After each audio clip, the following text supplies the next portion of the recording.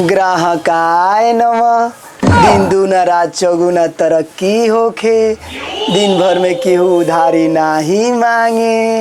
ए भैया तने किलो मूंग के दाल दे दी हो।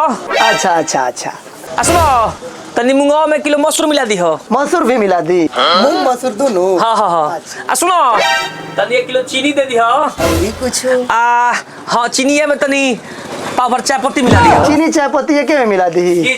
वाह ठीक तनी जल्दी। भगवान धन्य है लक्ष्मी मैया, धन्य है। ये ले रहा सामान कितना भइल? 260 रुपये। ठीक बा हमरा खाता में लिख ली। खाता में? हाँ। ए महाराज रउरा पगलाइल बनी का?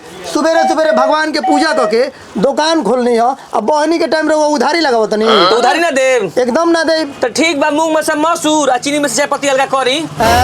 हैं?